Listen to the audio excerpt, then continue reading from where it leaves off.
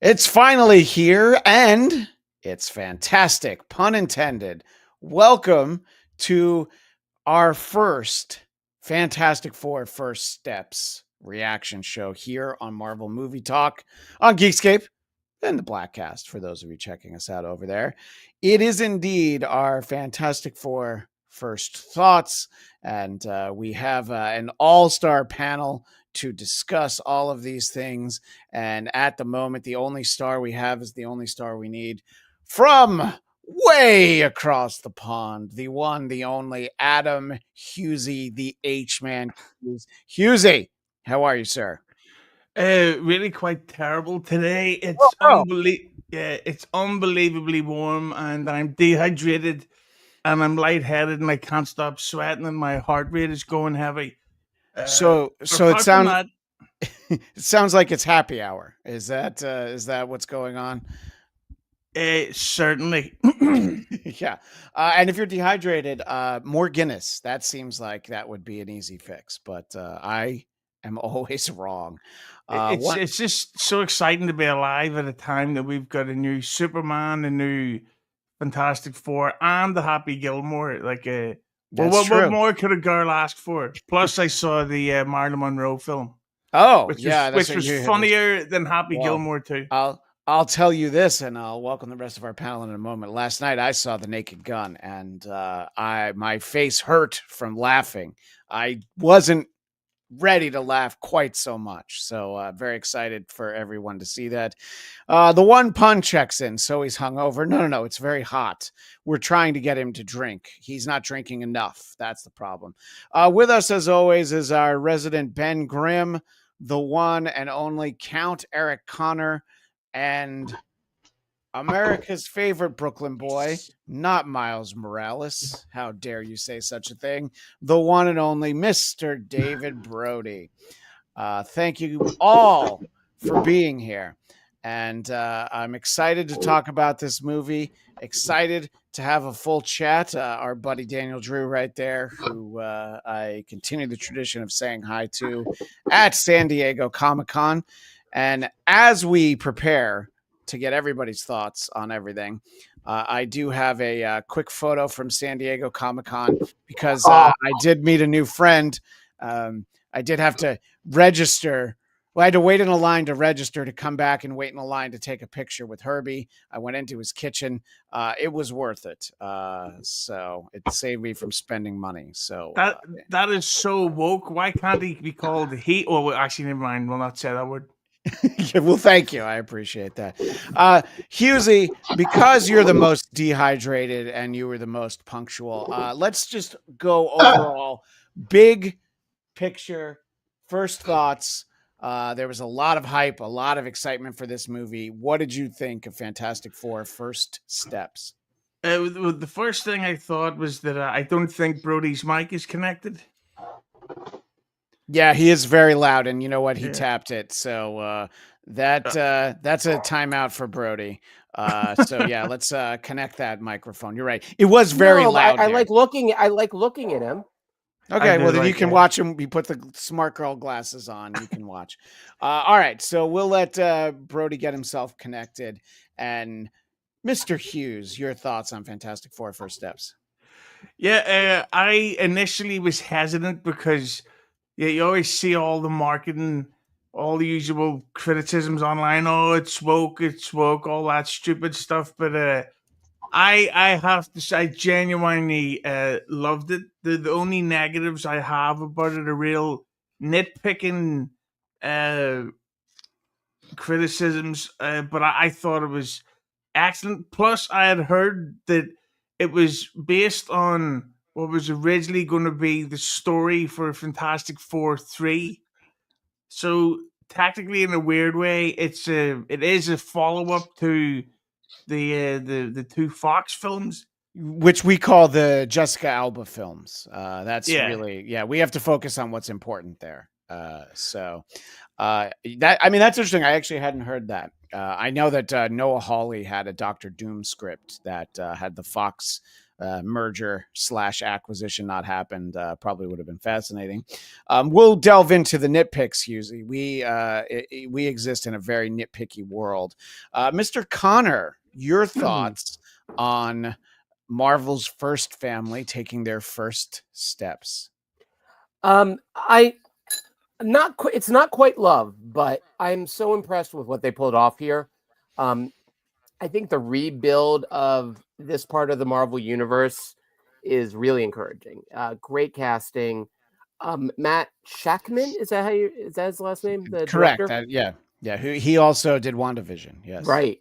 And I think his skill as a storyteller, you could see like he's great with this world build. And similar to WandaVision. And this, by the way, first feature he's directed. Correct. He's been a longtime TV director, including, I looked this up, a surprising amount of Sunny in Philadelphia episodes, which I guess working with Dave DeVito is really the key to success in life, as we all know. Look, the Russo brothers cut their teeth on Community, so there's something to be said for getting your foot there. But I think I wouldn't maybe give it an A, but I think it really set up like this next part of Marvel quite well, and I'm so excited to hang out with them more. I love the cast, love the look of this thing, the attitude, the tone. I could have used a little more action, but who couldn't? So before we move on to Mr. Brody, is it 1 and 1A to the Roger Corman Fantastic Four in terms of the best Fantastic Four movie we've had, or did this edge that out just slightly? Yeah, I think this is an actual movie. And listen, you and I love the Roger Corman movie. It's true. It is. Just like we love dogs that are ugly cute. Let's be honest, pugs are not handsome dogs. But we love. I mean, Hughesy's right here. I don't understand why you're talking about him like that. That's horrible. And I'm sorry. Should I keep my voice down? By the way, I don't want to hurt the however many Guinnesses are in the head right now. No, he's dehydrated. He's got to drink more Guinness. We established that. Oh, fantastic! Oh, I got a beer here too. I feel like I got to join him, but I also have to go to work after this, so all the more reason. It's also 10 This in the guy's morning. a real workaholic, It's got to be 10. Well, it's 10 a.m. somewhere. Well, you know what? I can't find the bell. It's too high. All right. Well, that's good to know. So, Mr. Brody, I know that you not only are a fan of the Fantastic Four, but you came dressed for the occasion like I did. And I was actually worried about the apple. Oh, Katz's wins. Yeah, Abba's close though. Abba's close. Yeah, we're tied for last place. So I want to know how. Oh my God, I keep forgetting that you have a fez, and my fez is out in the garage. So, Brody, your thoughts on this movie in relation to the build-up and the excitement? Well, I'm glad I saw it in IMAX and in 3D IMAX because the movie was terrific. I'm not going to say it was fantastic because that's, a cliche at this point. Well, I already said loved it, so it's fine. Yeah, I'm saying that's what I'm saying. I'm not going to say it now. I loved it. I thought the casting was spot on. I think even though the thing looked great and you didn't really see Eben very much, I thought Eben's demeanor and somberness was spot on. I was hoping for a little Cousin Richie, but I think the way he was portrayed, especially his Jewish heritage, no offense, Hughezy, was perfect. I thought Vanessa Kirby should win some kind of award for how great she was in this movie. Big picture, I just loved it. I would have liked to have seen the dark blue uniforms that they wore under John Byrne, but it's sort of a mix between both, and I'm fine with it. I loved it. Stunningly visual elements from the 60s vibe. Terrific. Yeah. Just overall, I think, would I give it an A? If I'm giving Endgame an A, then I got to give this either a B plus, A minus. But to me, probably the most enjoyable Marvel movie since Endgame, and I'm including Deadpool and Wolverine, which I loved. I thought this movie was everything it needed to be for Marvel. I thought the mid-credit scene was just what they used to be, where it's going to lead into something. Like it was all like, oh my God, this is Marvel again. and just terrific. So yeah, loved it. Loved it. Well, to Brody's point about Ben Grimm's heritage, which is not always embraced and forefront, Eric, you shared with me an image that was something that you were looking up. You were looking up Ben Grimm. So do you want to take us through this Google suggestions when someone is searching about Ben Grimm? Yeah. So this was actually for what is going to be, I guess, the second part of our Fantastic Four conversation. Yes, but I realized it's relevant to right now. Incredibly so. And it's funny because, okay, so Brody grew up in New York, and so there's a fair amount of what we call the Hebrews there. And in Delaware, not as many, although I did have a nice big Jewish community. And so one of the things I love about Ben Grimm, he's Jewish. And in fact, I even read that apparently the first time they straight up said he was Jewish was, I think it was like a holiday card one of the artists sent to his family and friends. And it had Ben with I think a kippah on the tallis. I couldn't find that, but I did find the image of Ben at his wedding, smashing the glass, like I assume Brody and myself did at our weddings. And we will do whatever Hughezy gets married, we will gladly break glass there, but probably because there'll be a bar brawl of some kind. You get married to Brody at a Jewish wedding? Did you expect us to get married at a non-Jewish wedding? Yeah, I'm come confused on. by your question. Yeah, we're both listen, we're at the age we're eyeing our second weddings, and we eye each other. You saw the picture of us eating pizza together. I mean, there was a real chemistry. That's true. There was real. Better eyeing than effing. A leads to B. Hey, so, but yeah, no, I love that, and it was, by the way, Natasha Lyonne. If you're gonna get what we call in the business a Jew broad, that's the one you get.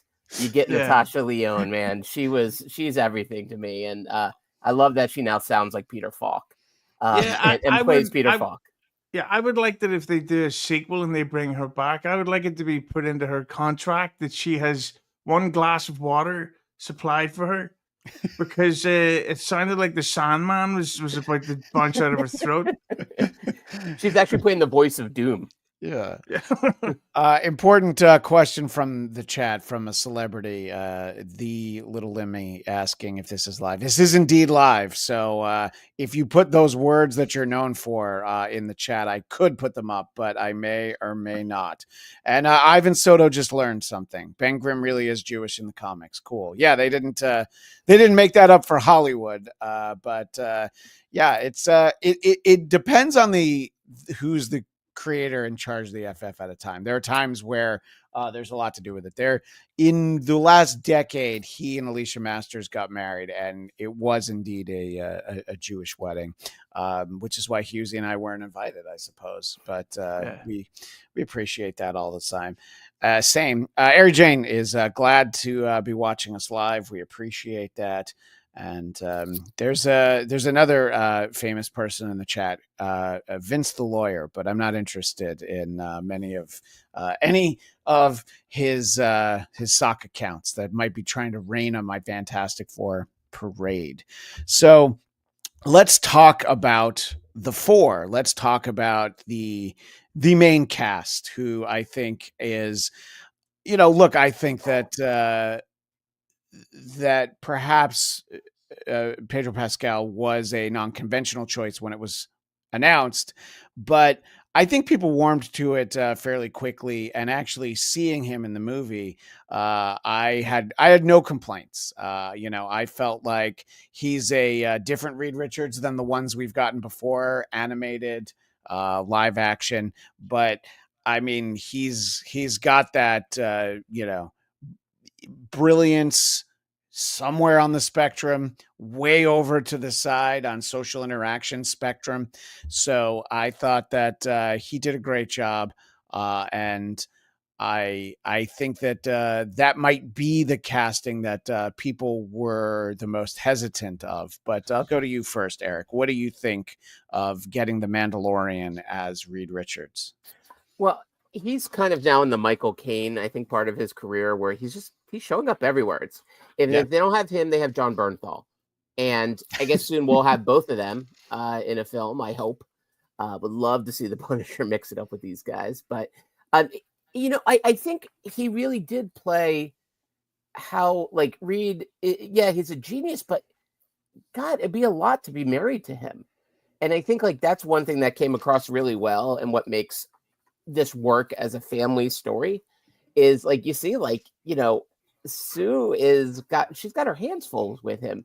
I think, you mentioned, what'd you say? I was going to say, hey, oh, Well, he can because make his penis 7 feet long.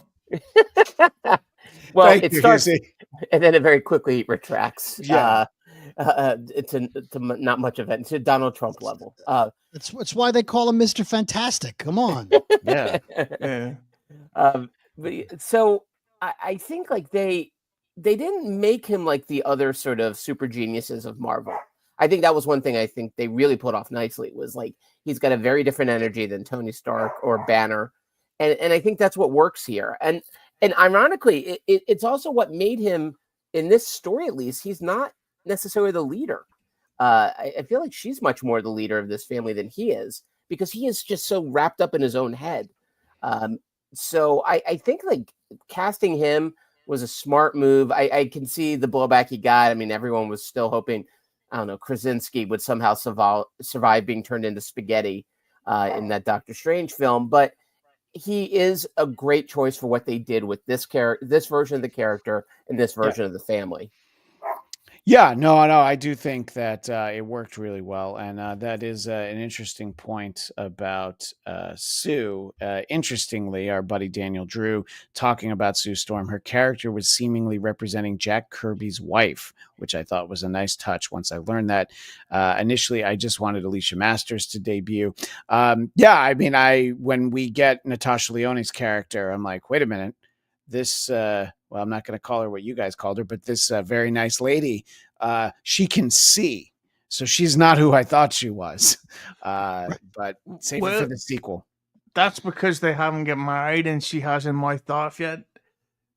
Maybe in the third one she'll learn her lesson. Enough Manischewitz makes us all go blind. Yeah, I think I think that we're hoping that that's not what happens. And Air Jane wants to know who has the doggy. I also want to know who let the dogs out. Welcome to the program. Eric has a very vocal dog. How did the dog feel about Fantastic Four, Eric? I mean, the fact is, I also have a Fezzik, the Australian Shepherd, who is thing-like in his size. We got him a buddy thinking it would help him lose weight. It has not. It has only added to his weight and added to his rage. I was getting ahead of myself. Ivan and Daniel confirmed that Daniel's saying that Natasha Lyonne's character was the one who was supposed to be reminiscent of Jack Kirby's wife. So I appreciate that.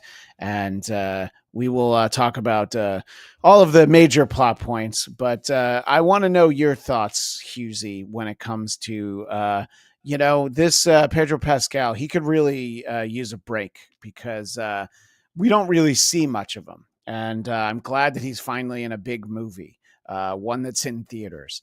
And what did you think of him as Reed Richards? Well, I thought he was great. Like, I don't particularly like him as a person, but as an actor, he's great in pretty much everything he's been in. Even, well, maybe not Wonder Woman 2, but no, but he did his best in Wonder Woman 2. And by the way, he's said that he felt like he looked so weird without a mustache. That's why he insists that he always has the mustache. And our friend Little Lemmy says my favorite Pedro Pascal movie is The Bubble. Well, thank you.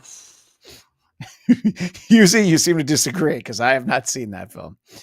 The Bubble is the Judd Apatow lockdown film. Oh, no, I did see that. I had to watch it for your stupid podcast. That feels like someone lost a bet, movie. That's one of the worst movies I've ever seen. Which, by the way, I came to learn is inspired by stuff that happened during the making of Jurassic Park Dominion. Apparently that production was such a nightmare that the whole industry was talking about it. So Judd was like, okay, I'm going to get paid to off this. And so he made a comedy spoof that was so bad that it made Jurassic Park 6 look excellent. So nice work. You saw that I had no recollection of the bubble, and then you reminded me that I sat through that. All in the good interest of your podcast, Mr. Brody. I want to get your thoughts on Reed Richards. He's not who we visualize when we're reading the comics as kids. It's not the voice we hear, I don't think. But how do you think he did in this? I loved him. I thought he was the perfect mix of intellect and humility and seriousness, and he was very different than the Pedro Pascal of other projects where he's a little more lively and outgoing. I thought he was the right tone of somberness. I thought when he delivers that line, they say, are we safe? Are we going to, and he says, I don't know. I thought that was powerful. Mhm. I thought that was perfectly delivered. I think in a previous movie that got so much criticism for having a black Human Torch, I think if you're going to diversify the cast, Reed as the non-sibling made the most sense to make Hispanic. Although I wouldn't say he's the most Hispanic person ever, because I know there was a lot of criticism that Reed Richards is. Yeah. We all knew that. Some of the criticism was that Reed Richards is not Hispanic, and he certainly didn't come off as Hispanic in the movie. And I think 5 minutes in, I accepted him as Reed Richards. The same way I'll accept Wonder Man being black on the Disney Channel. If the writing's good, I don't care. And so, although he wasn't the typical John Romita Reed Richards that I grew up on, that specific look, I thought he played the role perfectly. Again, compared to Vanessa Kirby, who may have gotten the role because her name is Kirby, he's not the star of the movie, but she certainly was. But I loved him. I thought he was great. I think going into it, I was concerned because of people complaining, but again, most people on the internet complain before they've even seen a project. So I thought he was fine. Yeah, he was fine as Reed. Very good. Don't you think it's funny that people were complaining about him being Hispanic in this one, but nobody had a problem with Jessica Alba in the first one? Well, because they painted her she's white, hot. basically, and she's hot, and she was invisible most of the time. So yeah, blonde hair. Couldn't they be? They un-Alba'd her. Yeah, but they would have seen her more if they set more scenes in the kitchen. Is that what you were hoping for? That's what I thought she deserves. And Eric mentioned painted her white. No problem. Well, Eric, you did give him that opportunity, so I'm going to say that one is one's on you, sir. I know. I know better, or maybe I don't. You do know better, I think, but we appreciate it. And look, and this is why Hughesy's here, because he's saying the things that we wish we had thought, but we certainly haven't. And let's take a quick look back at a bygone era, because Daphne related.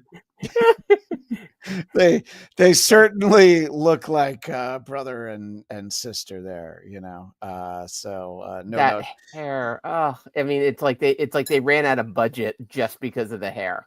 Yeah. Just like everything they did to her, and it was always like, why did they put her in this role and then do that? Like that's the part that's really confusing, because she makes acting look very hard.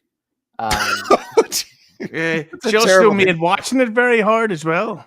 Yeah, that's why she's in the movie, because things got very hard. That's exactly, yes. So, I think that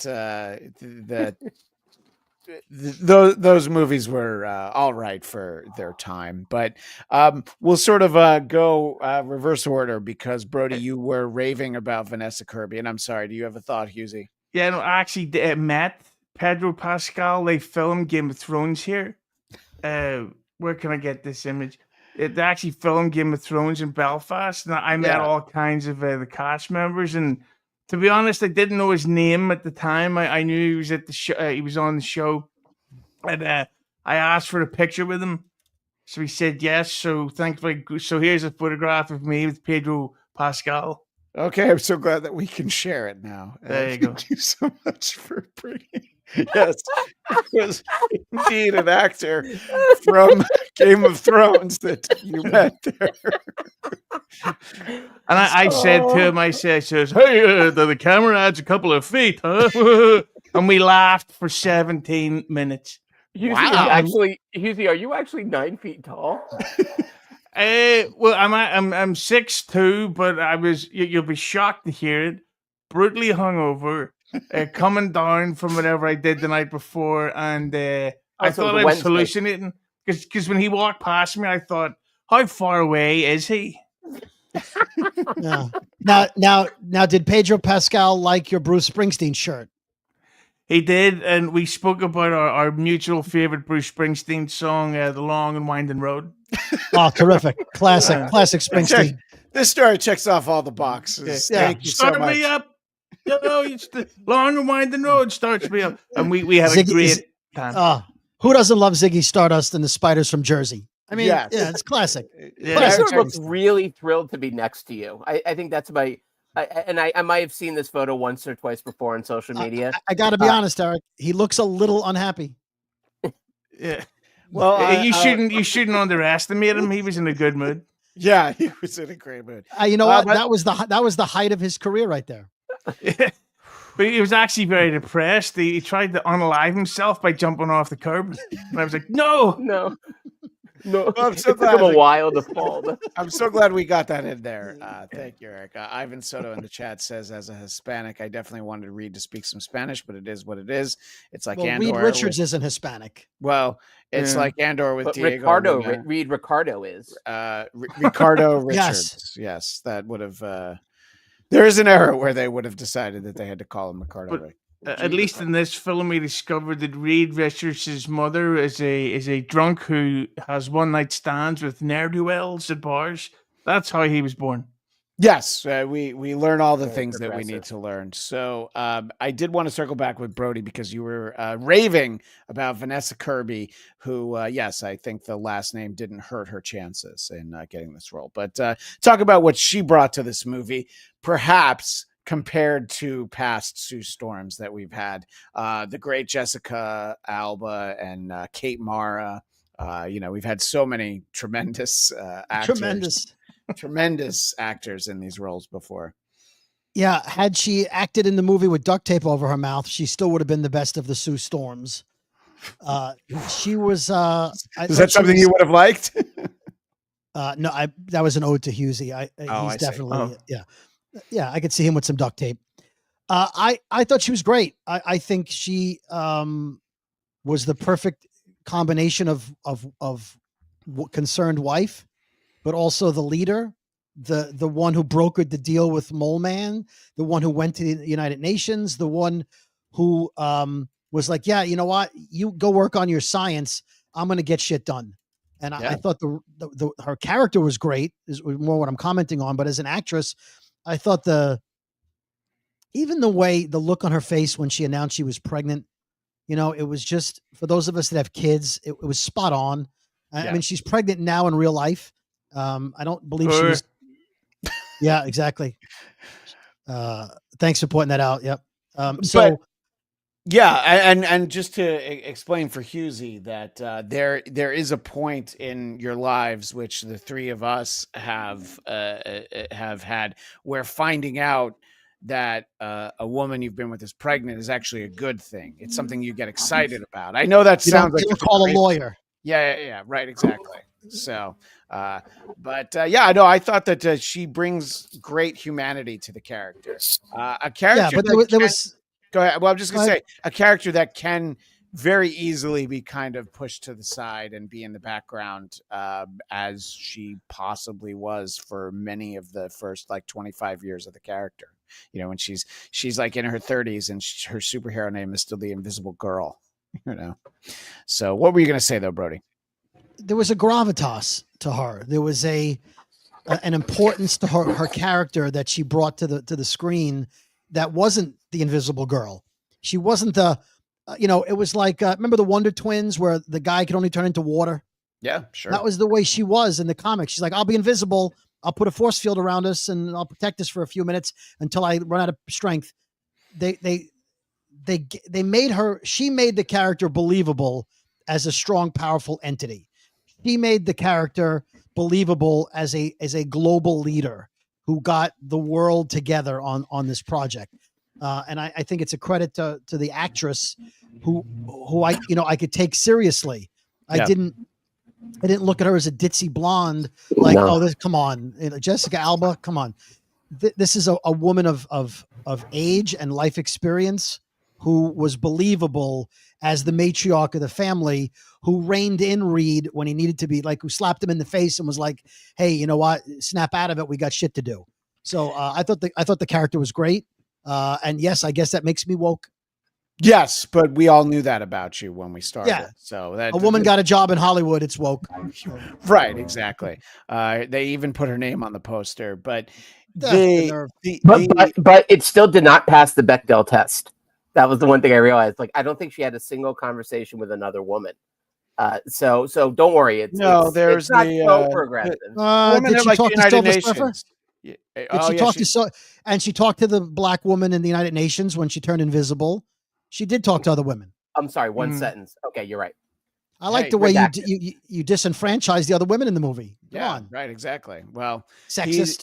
He only has eyes for Sue, is what it really comes down to. And we really had the exploration of Sue Storm's abilities, which is not something that we've always had. I mean, let's not forget that she is the one who pushes Galactus into that wormhole, and it's probably from the John Byrne era that Brody and I both spent so much time reading, that they really was like, no, I mean, she can do a lot more. It's not just force fields and invisibility. Hughezy, if there was a woman on Earth that you wanted to be invisible, who would it be? Oh, especially Amy Schumer, but then she doesn't really count as a woman. I gotta say, hold on. Did you say count? Yes, he did say count. Okay, sorry. Yeah. But I'm getting ready for my second sentence, which sounds like that without the O in it.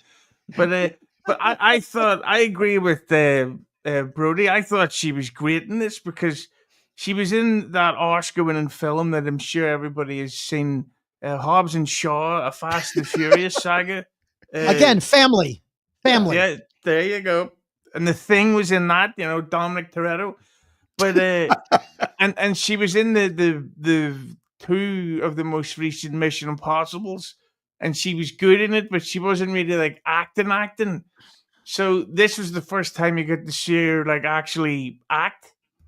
And I gotta say, the way you get all the criticism of the woke stuff, because she kind of becomes, like, in a way, the leader of the group. It's like, oh, okay, but name a woman who's not unbelievably, crazily protective of their kids, especially a newborn baby. Like, of course she's gonna fight and be like, no, we're not giving up this kid to save the world. We're actually going to fight against.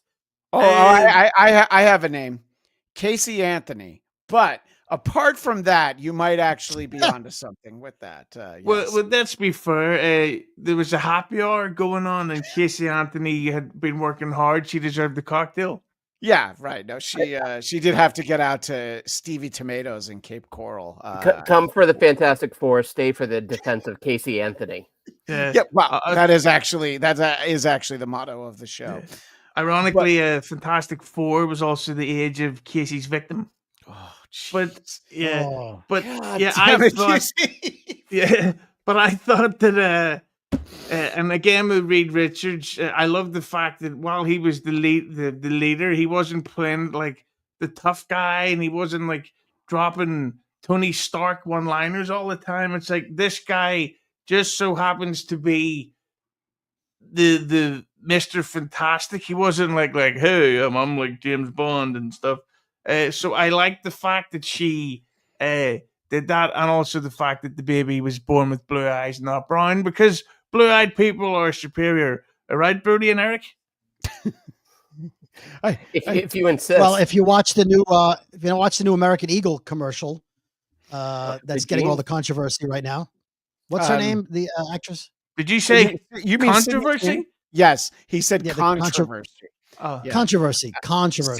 Sydney Sweeney, one of the Yeah. stars of Madam Web. Yes. Are you showing a Yeah. Sydney Sweeney scene? Because No, This So is I the need big, as you know, this is the biggest thing on the internet right now is the Sydney Sweeney blue hair commercial, Right. blonde hair commercial. So But you know, we do have bigger fish to fry over here, so that's fine for me. Go ahead, Hughezy. Yes. Speaking of blue, BLUE, and also the other spelling, I find it distracting at how much Vanessa Kirby looks like online star Bonnie Blue. I thought that was really like oh god, like is that a wormhole or is that a but Yes. Well, I'm glad that Wormhole was her third film. Right. I'm glad that you have all these thoughts as you watch the movie, and I appreciate that. Yes, I do think Vanessa Kirby is terrific in this. I haven't seen her in much because I'm waiting for all the Fast movies to be done so I can do a 2-day long marathon, including Hobbs and Shaw. But Eric, your thoughts on Vanessa Kirby as the great Sue Storm? Well, Vanessa Kirby also, lest we forget, they always find Academy Award nominated or winning actors to put in these films. She was up for an Oscar like just a couple years ago. So like Vanessa Kirby is much more than just whatever her character was in Mission Impossible, like the White Ghost, White Swan, whatever her character was. She's a really legit actress, and yes, she's lovely to look at. And I think they made her front and center in a way that they needed to because it's like the balance of her and Reed. So it's like since Reed was a little more stuck in his own head, played it maybe a little bit more like he was on the spectrum. Like you needed her to be a bit more of the alpha here. And it's like between this and Thunderbolts, this is something too. And again, whatever criticisms the very lonely fan folk of the internet are going to do, like these are really rich, like rounded 3-dimensional female characters, and the use of their powers is really smart. Like even here, like the way her force field, it made a lot of sense that she could push back Galactus, especially once and Hughezy, a very astute commentary on motherhood, which I would expect from you. Yes, you would fight to the death for your baby. So I think they did such a great job of like realizing her powers. If anything, I feel like maybe we didn't get enough sort of Mr. Fantastic powers. But for her, they really did a nice job of it. It looked good on screen as well. And it didn't feel cheap. It didn't feel like I saw a clip recently. I think it was Superman 4, where Superman rebuilds the Great Wall of China, which apparently is one of his powers. He sure does. Yes, I can confirm that is in Superman 4. Yes. Yeah, and they did that a lot with the old school Superman films. They would just throw random powers into the mix just because. But here it did feel like it still was very much connected to Sue Storm, so it didn't feel cheap or a cheat. And I love that it all came out of character. That like her ultimate strength came from protecting her baby, and that brought a whole new side to her powers that it's like she didn't even know she had, which I thought was great. Then add to that, of course, Johnny trying to save the day as well. I thought that was the stuff here that I thought was really rich. Like the fact that it's a family story and there is sacrifices here, even if they don't have to make them, they're willing to. Yeah, I do want to shout out in the chat our friend Kemi Egan hasn't seen Fantastic Four yet, but why are you watching this? Spoiler alert! I did take. Well, that is a bit of a spoiler. I took down the little warning about the spoilers, but I think that that Kemi Egan knows what she's in for. So we should, as we talk about each of the characters and each of the actors portraying them. So I am. I'm not a bear guy. I've been described as more of a twink, so I don't know Ebon Moss-Bachrach from anything except this. This is what I've seen him in. I thought he was great in this. Wait a minute. Eben was in Andor. You saw him in Andor. Oh yeah, I did see him in that. Yeah. I think I confused him. and The Punisher. Oh my gosh! So I've seen him in other things, obviously. So I've Also, the Christian Blatt wedding video. He's in that. I don't think he's Yeah. in that. Yeah, And I no. think you do like bears, but we could push off on No, that that's a for little bit. another time. Yeah. If you want to see me with some bears, Sa- you have to check out. Says who the these says the broadca- bear in front of the microphone. Yeah, you do Hell have yeah. to check out You who are want- these broadcasters Tuesdays at 2 p.m. Eastern. If you want to see me with some You bears. guys do spend a lot of Valentine's days together. That's all I'm saying. We sure Yeah. do. All it took was one. Yeah. And speaking of bear, check out Christian's OnlyFans. Thank you. I appreciate that. I don't promote that enough, Hughezy. Thank But look, I think that portraying Ben Grimm and the Thing, I would say that I think a lot of people came away from the Fox movies that the commish, Michael Chiklis, aka the Shield, he was actually a very good choice for that era. He did kind of embody the Thing, but I think he did a nice job in this. Being Ben, but even though that's only for a few minutes, still seeing that humanity inside of him, which I think it's very easy to play Ben Grimm as a big pile of rocks and to show some of the humanity. Speaking of a big pile of rocks, what did you think, Hughezy? Well, I thought, he's one of the behind the scenes things that I heard was that there was a massive amount of stuff cut from the film, and one of the stories, one of the deleted threads, or should I say expanded stories, was about Ben's loneliness and the fact that, yeah, he's part of the team and he's a superhero, but he also looks like a walking stone. Yeah. While everybody else can like fly and is married and stuff. So there was even a photograph you could see online where he was on a dating game show. And apparently there was way more of him with the thirsty girl whose name I forgot again. Natasha Leone. Yeah, Aquaman's nemesis. But I think that he, I thought from what he got to do in the film, it was great. I have to say that, and I know it's a catchphrase and they had to do it, the whole it's clobbering time stuff thing. It didn't make any sense in the moment of him to say that before punching Galactus, because it's like, yeah, okay.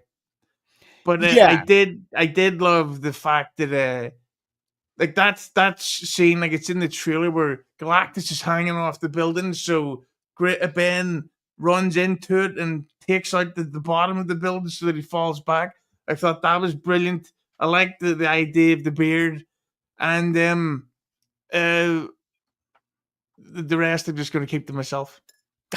Well, that's all right though, because that's a lot of there's a lot of great stuff, and I do think there are a number of things cut from this film. Did you see this scene in the trailer where he's shirtless sitting with a dog? I didn't see that, but what It's do in know, one of the trailers that was. That that Amy was cut Schumer too. was in it? No. Yes. That's not what he's saying.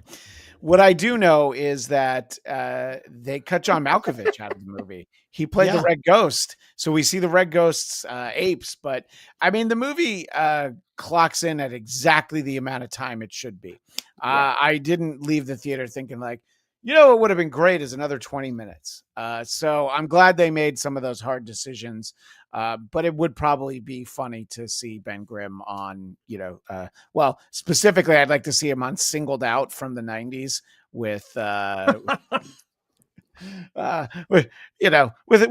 whole set with Chris Hardwick. I think they'd probably have some good laughs. But what did you think of Ben Grimm, Eric, and his portrayal in this film? I want to see him on FB Island, I believe it's called. Yes, F Boy Island. Yes, F Boy Island. The Hughezy story. I his do box watch off. the bear. I live the bear, as you can see.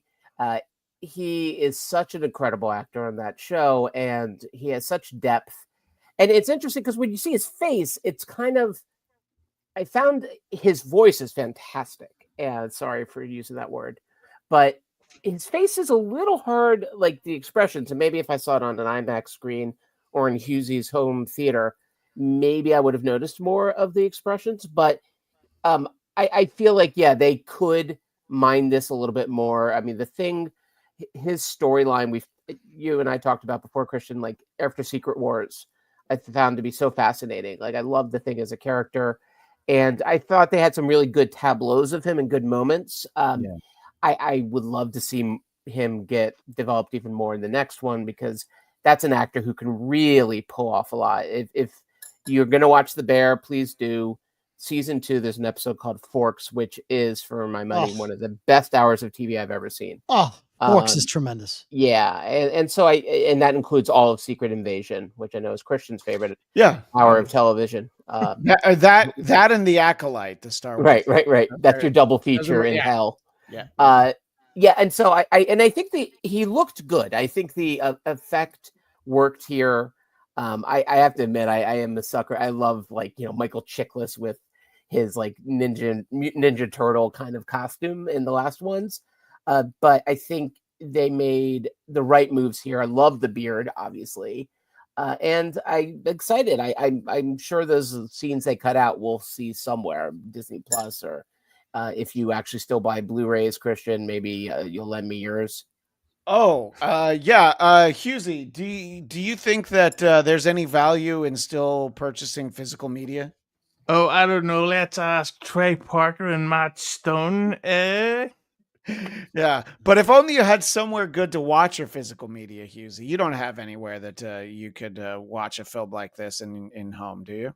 It's been upgraded that I can watch streaming and home physical media, but thankfully the physical media is better than streaming, because I think streaming stinks.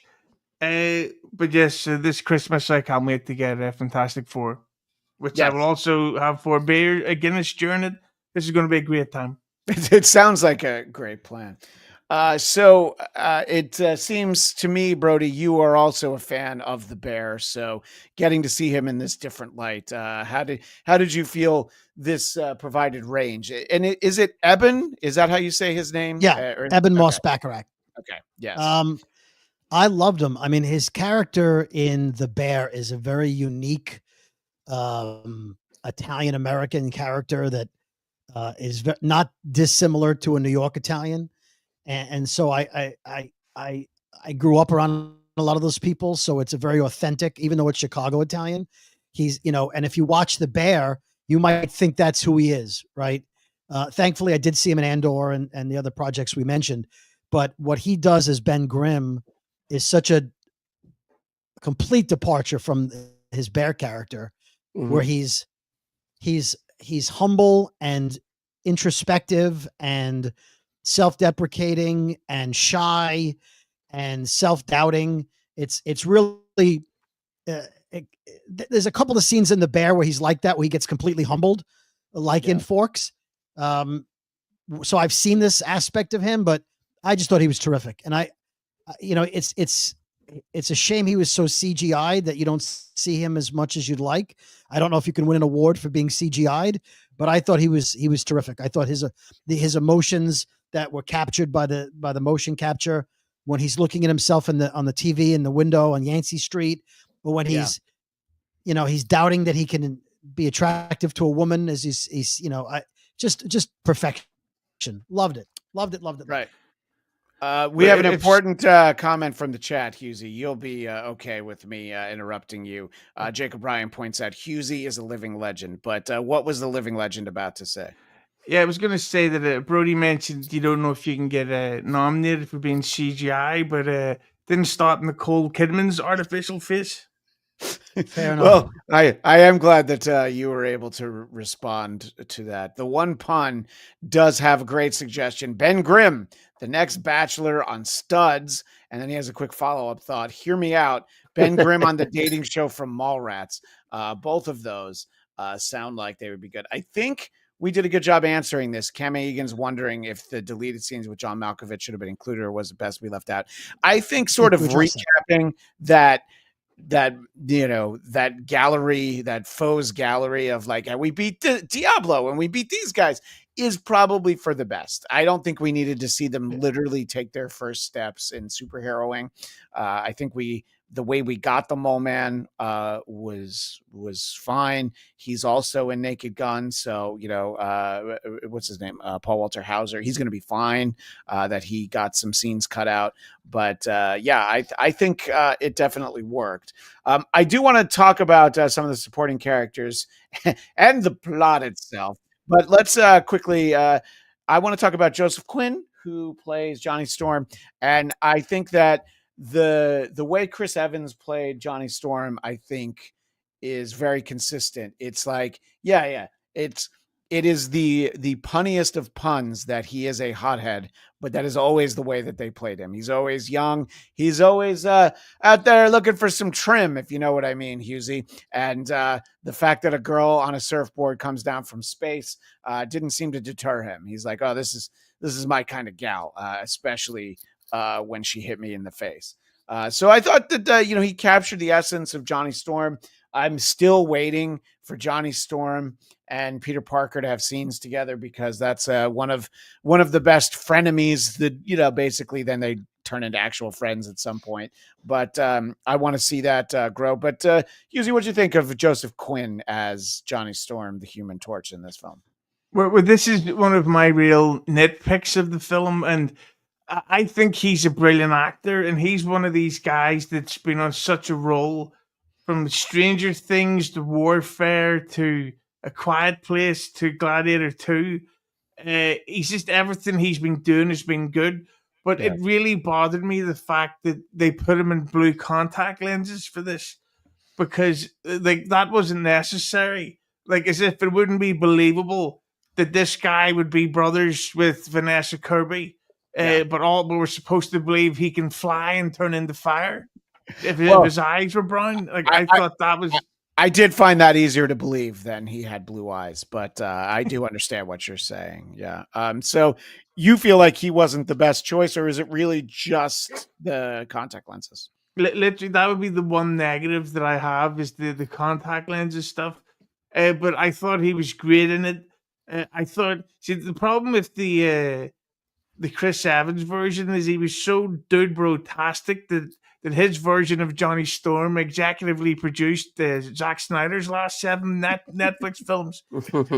So I like that this guy, this version was like a regular young guy without being a cartoon of a fucking like, let's snowboard. It's like, oh, let's not snowboard. Snowboarding is shit. But yeah, I thought it was great, and I also loved that bit when they went to the Galactus planet, and then where they said, watch your power or your abilities, because you'll eat up all your oxygen. So I loved the fact that they immediately said, right, we're going to take away the most obvious escape route, or our greatest weapon is the shooting fire guy. Yeah, which really ramped up the tension.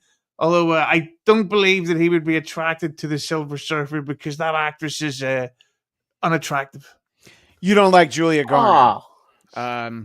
That's the only thing that you said that offended me all day. Yeah, I know, that's really that. And we got 53 minutes in, and Hughezy liked her best when she was a supporting character on The Americans, because she was 16. Eric, I want to get your thoughts on Joseph Quinn as the Human Torch. Things take a real dark turn at 10:53 a.m. Is it, or is it just when Hughezy's here? Hughesy's gonna Hughes, man. That's Hughezy hasn't gotten in a fight with anyone on this show. But anyway, Eric, go ahead and finish. I won't remind him what he once called Cammy Egan. We'll move on. Okay, we'll definitely move on. I actually Joseph Quinn, fantastic on Stranger Things. Love him on that. I enjoyed him in Gladiator 2. I thought a little muted here, maybe, which I agree with you, Hughes. I think it was a smart choice. They didn't make him into some cartoon. They didn't make him into like I don't know, a millennial, whatever. Like they kept him sort of grounded. I don't know if you guys had the same feeling, but like the flame effect on his face, I haven't seen that done well yet. Now, when he's like partially aflame, it looked great. When he's flying, wider shots looks great. But for some reason, it feels like, dating back to Ghost Rider, just the look of fire and face. It feels like you really do need like a kind of a tangible practical component to maybe make that work. I don't know, and we'll get there in I'm sure the next 5 minutes. But the CG it always just feels a little too CG to me when you see that. I wish they just did more with him. Honestly, I feel like the action, there's just not that many set pieces in this. And I thought with him, there was just, it feels like even him talking about all the, the women he shagged, it felt very off camera. I will very much disagree with the gentleman from the other side of the globe, the lower side of the globe, as Brody might call it. The truth is, inferior side of the globe. I'm sorry, I didn't mean to misquote you. Yeah. Julie Gardner, I think, is fantastic. I love her.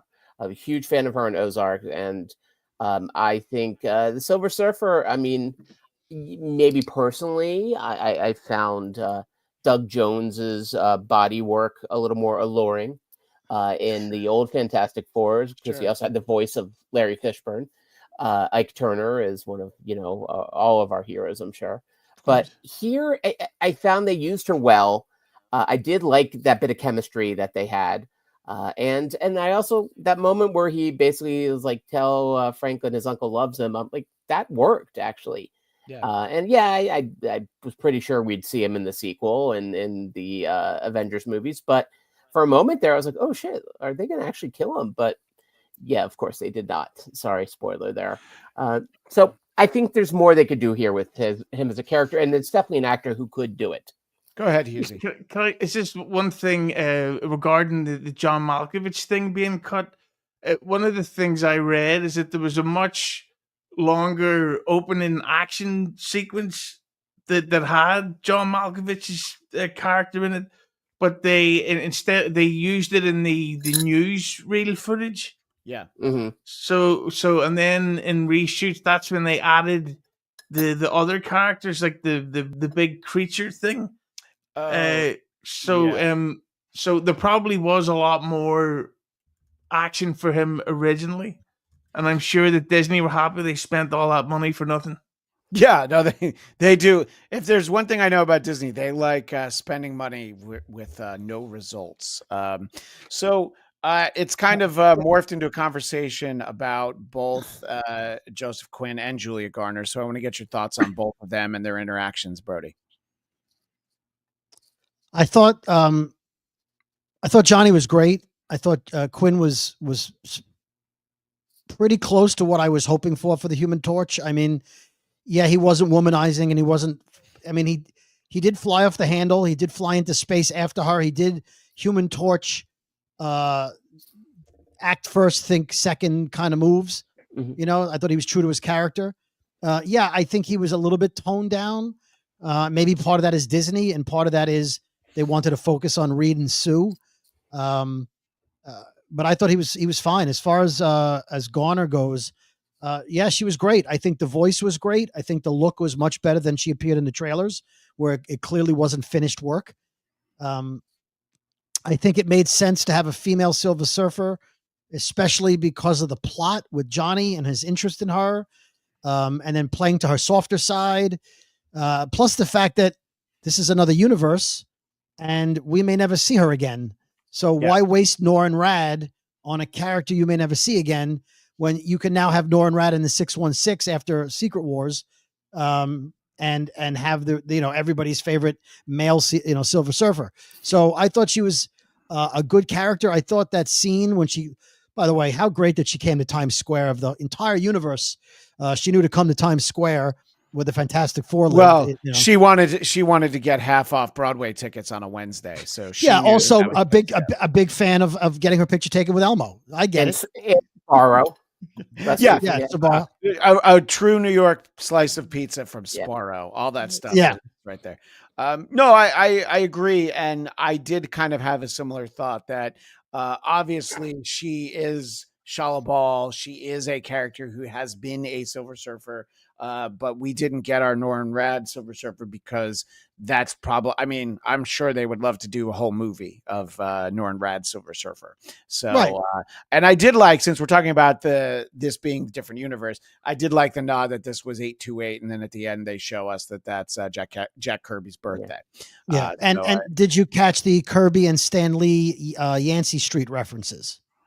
I saw some Yancey Street stuff, and then there was what seemed like the Marvel bullpen at one point when they were going through the buildings. So I thought that we saw them, but maybe I'm wrong. I did also like it was it was Yancey Street had a store called Stanley's, which is Stan Lee. Yeah, of course. And then there was King Cleaners, I think, after King Kirby.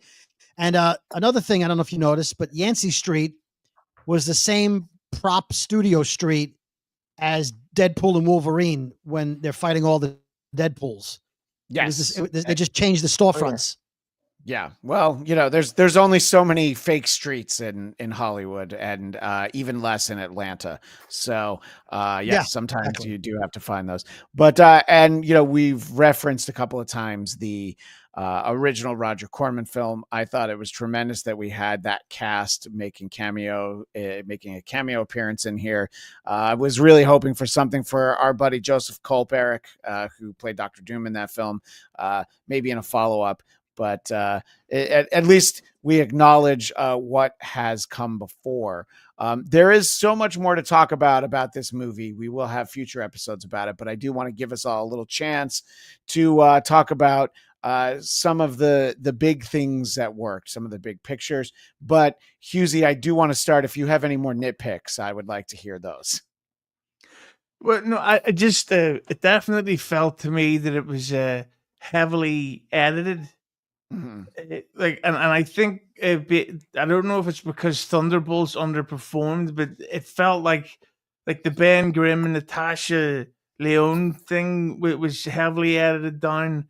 They sort of hinted that he was Jewish when he went into the church or the whatever that the area was. Synagogue, the synagogue, that area. And that whatever those Jews call it. Yeah. At the bank or whatever, I don't know. Well, some of us call that area Brooklyn, but I know what you're saying. Yeah. And I have to say about the ending, the post credit scene.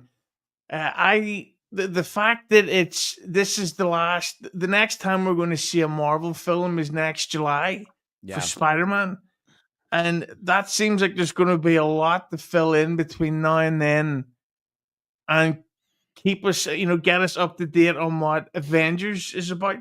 So I'm sure they'll figure something out. But it just seemed like they did a lot of great stuff with this. They just didn't officially say, right, this is what's coming next. Is Galactus still alive? Is Doom? Well, obviously Doom is in it. Spoiler alert. But I just thought that there was a lot more to explain, considering that I don't even think apparently Spider-Man is connected to Avengers Doomsday. It would make sense, sure. But it's going to be interesting to see how they explain this all.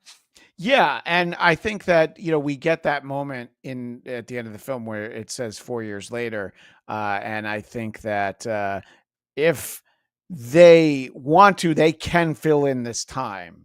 Sort of like maybe Galactus does find a way to come back, and maybe they beat him again. Probably not, because they're saying it'll take him a few million years. But I like that they've kind of left some room where they could tell other stories. Now that probably would have to be, comic book tie-ins, that sort of a thing. But I do agree that there were definitely some questions.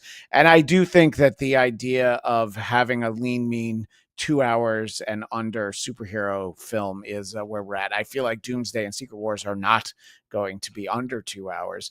So they're trying to make sure they get all that, in there.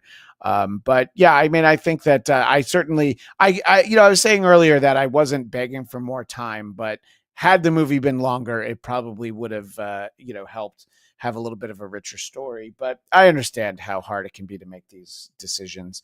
I believe we all enjoyed Thunderbolts, but it was not a success. And Kevin Feige's even said, like, we thought we made a good movie. I mean, we think we made a good movie, and just people didn't turn up for it. So we're trying to make sure that they want to see this one. Eric, any big moments from Fantastic Four? Well, I'm glad the old cartoon got some love, Yes. which means hopefully, Brody, I believe you've sang more than once the Captain America theme song in our show here. Oh, all those who chose to oppose his shield must yield. Yeah. And so if that means we get those back on Disney Plus, I'm all for it. I think what they set up at the end with Doom was perfect. That was exactly how you do a post-credit scene. And that was in the audience hearing an audible gasp. Yeah. Like, we knew he was coming. We knew it. And yet when they did it, it's still surprised. Yeah, there was a very loud gasp when that happened, and the lady sitting next to me, I was afraid she was going to have to be carried out in a stretcher because she was like, she couldn't believe it. I'm like, your really? smell overpowered her? Well, no, it was the fact that I, had a popcorn bucket and I got it refilled. She just couldn't believe that I had that much. And look, there might have been some emissions as a result of that, but no, I mean. This lady was so into this movie and the surprises and the twists and turns, and then seeing the back of Dr. Doom, and that Robert Downey Jr. wasn't on set for that because they don't have an extra $5 million. 0% chance he's there for that. Yeah, but that's how you do it, though. Go ahead, Brody. I thought 0% as well, but I read somewhere that they filmed that scene while filming Doomsday. Sure. And that actually is RDJ. Oh. Okay. So, well, I'll take that. Again, until I see confirmation, but I read that that's the Russo brothers directed it and they had him, because the Fantastic Four set is in Doomsday. Right. So it wasn't like they would have had two locations. So sure, it's possible he just walked over and filmed the scene. I will say it's clear that Franklin fixed his face. I think that's why he had the mask off and Franklin was touching his face, because if Dr. Doom's face is mangled and mutated as the real Dr. Doom's face is, we don't see RDJ. Right. So I think one of the reasons he came to see Franklin was to fix his face so that he's not mangled in Doomsday. Well, he's a glorified plastic surgeon, which I'm okay with. I think that's a great superpower. Well, yeah, obviously you don't have to worry about it. But Franklin is, obviously the potential for using that character in the future. I mean, Galactus was willing to skip a meal in order to have Franklin become the new Galactus. So obviously, he'll obviously be used to create Battleworld. I feel like. Yeah, they'll flip that up and use it. That's why Doom's really there. But I think while he was there, maybe unexpectedly, Franklin fixed his face. The same way he brought his mother back to life. So we've got all these questions about, what Hughesy's referencing, the connective tissue between the end of this and when Avengers starts. And it'll be interesting to see all of that. Yes, Franklin Richards is indeed a universe creating powerhouse. So I, for one, am looking forward to seeing more. I want to give you the last word, Brody. Any other final thoughts, anything we haven't covered as we spoke about first steps here? Yeah, two things. Quantum Mania was 2 hours too long, and I feel like this movie was 20 minutes too short. Okay. I thought it was such a good movie that adding a little more, maybe one more fight scene, would have been helpful. That being said, I told most of you guys about it, and I'll recommend it here. Go and get the Fantastic Four First Steps prequel comic book, because they make the Fantastic Four look like the actors in the movie, and it shows the Mole Man attack, and it shows him attacking Manhattan, and it shows how Sue worked out a peace deal with him. And so it's the perfect companion with no spoilers for the movie. It's sort of as if the movie started a half hour earlier. The comic is excellent. So I would recommend that. And our buddy Daniel Drew says the same thing. I'm glad I read the tie-in in World Comic for Oh. the movie. It was a nice touch to the story and was well summarized in the movie regarding the Mole Man stuff and some other things. By the way, our friend Dave Sarah was there, and his other comment I can't post, but I did post that one. So always appreciate people checking in. And Ash and Nate, I'm not quite sure what that picture is, but 7 out of 10. I mean, you can give it a 7 out of 10. I think compared to some of the other recent films, it definitely ranks very highly for me. Cam Egan wanted to know if any of us purchased the Mr. Fantastic or Galactus popcorn buckets. That feels like Daniel Drew's area of expertise. So Daniel, let us know if you end up getting one of the popcorn buckets. And the one pun says, I'm not wearing my glasses. It looks like you have Bobby Kelly and Vinnie Paulino on. And those are usually like that. And I think that those are complimentary things that could have just been said. And we're going to end it with this. Rank the Reed Richards actors. The one pun says Miles Teller is probably last. It's not that hard, really. Because when you think about, the past films, there were many incarnations, and I don't know. Do we count Krasinski? I don't think we need to, but so basically, if you want to, I am going to put Miles Teller last. I'm gonna have to say that I have to put I have to put Mandalorian Reed Richards number 1. But I'll give a nod to the guy from the Roger Corman one. I'm going to have him probably tied with the guy from the Fox one. But I mean, Miles Teller was so bad and that movie was so terrible. And I think that that's really what you were trying to get me to say. I don't know. Does anybody feel like we've had a better Reed Richards than Pedro Pascal? No, I thought that was a pretty good lineup. Yeah. Okay. Yeah.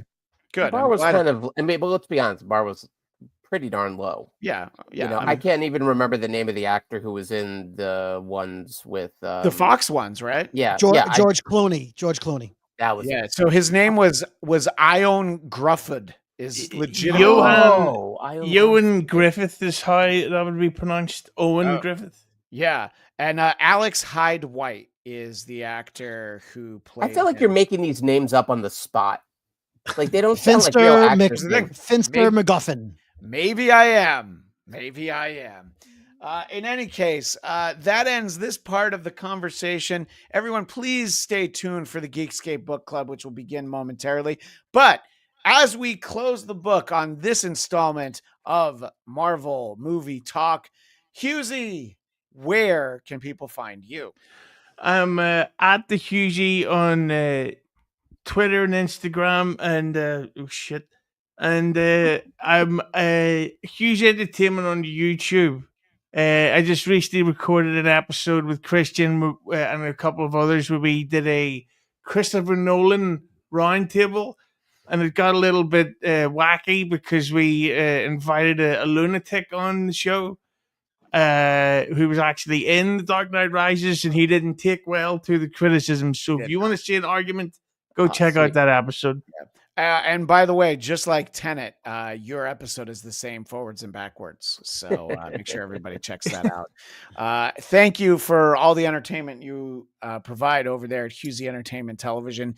As we say goodbye to this audience, Mr. Brody, where can they go if they need more Brooklyn boys in their life? Well, go to the Brooklyn Boys podcast. If you like Jewish guys from Brooklyn, one of us is. And you could find me on social media at David Brody with a Y, most places. So have fun, enjoy. And Eric Connor, where are you able to be found?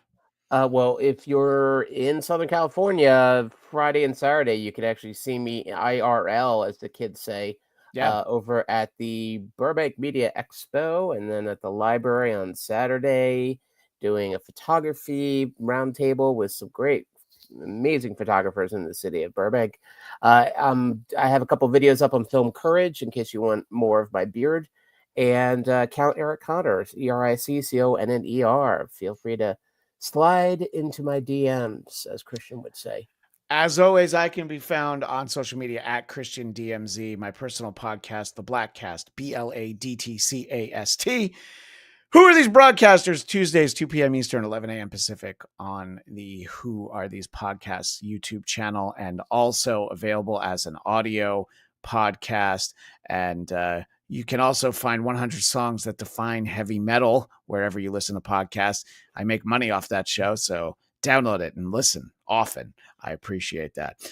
So we are going to say goodbye to Hughezy the only way that we know how, with him and his friend Pedro Pascal. Thank you, Hughezy. We will definitely talk to you soon, sir. I will see you soon, and I will be in my home cinema watching WWE documentary on Netflix. Have a good one. All right. Thank you so much. And of course, as the great Stan Lee would say, Excelsior! Welcome to the Geekscape Book Club for the month of July 2025.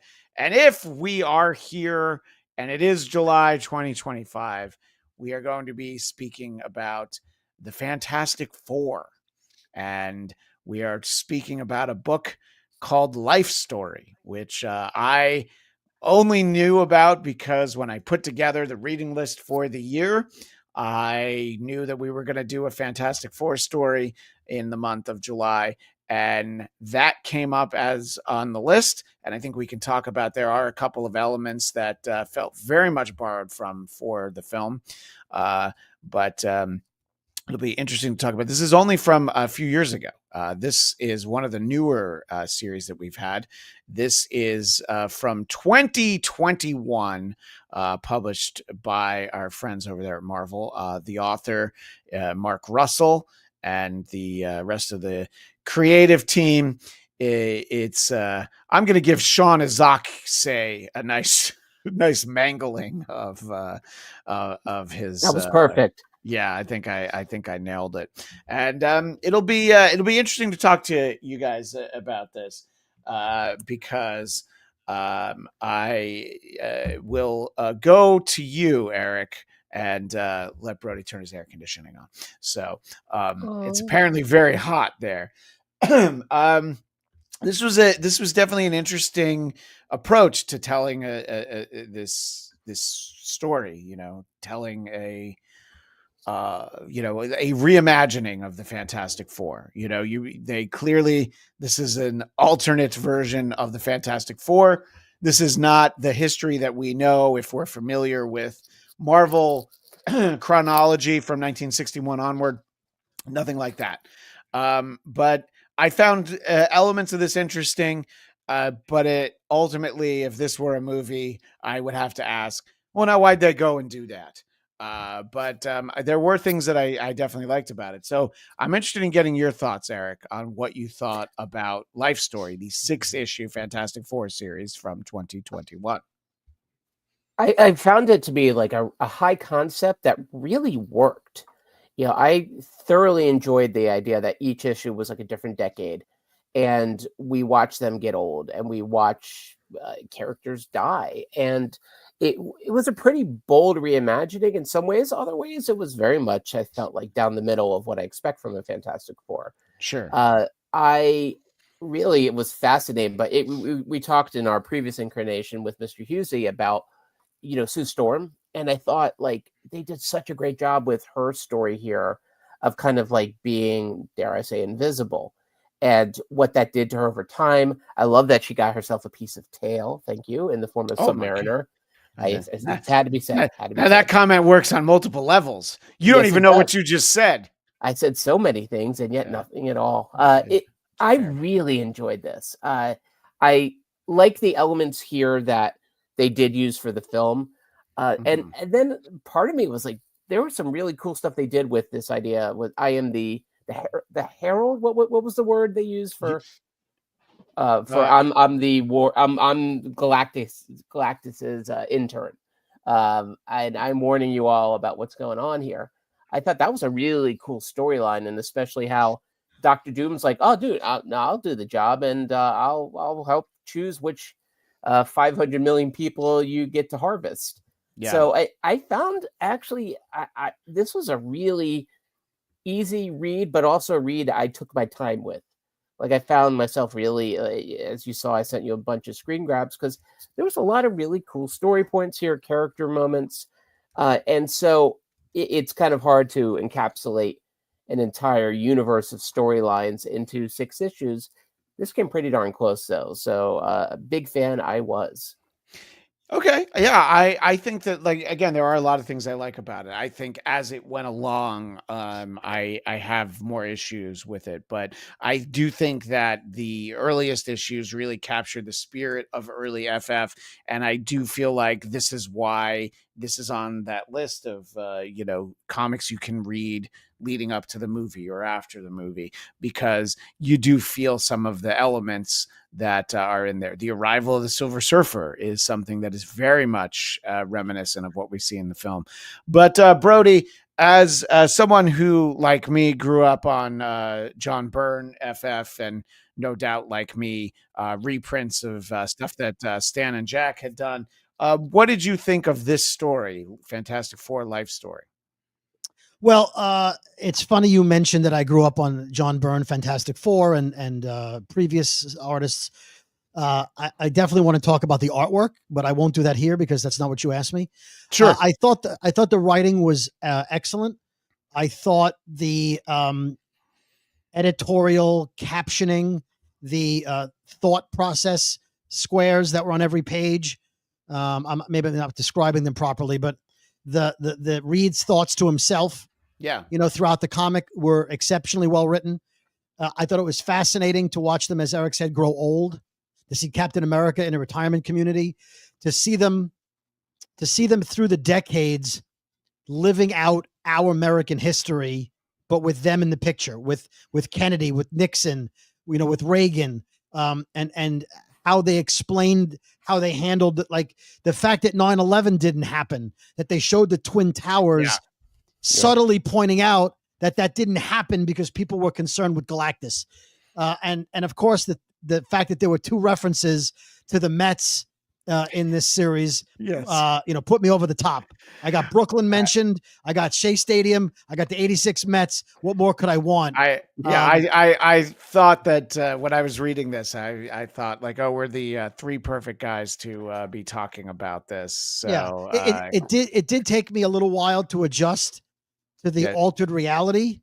The fact that it's not exactly the history of our Fantastic Four was, I had to make that adjustment. Yeah. Like, oh no, he can't die. Oh yes, I guess he can because it's not our reality. Right. And I'll touch on this more, but I sent you a picture of Reed Richards from page 2, maybe. And it's amazing how different Reed looked from panel to panel. They butchered him. Oh, interesting. Okay, yeah, I will get that. I saw that you'd sent me something, so I'll get it in a moment. Even the Thing. No, I've got it. Right basically, they just look in the top right corner versus the bottom left corner. Okay. Can you zoom?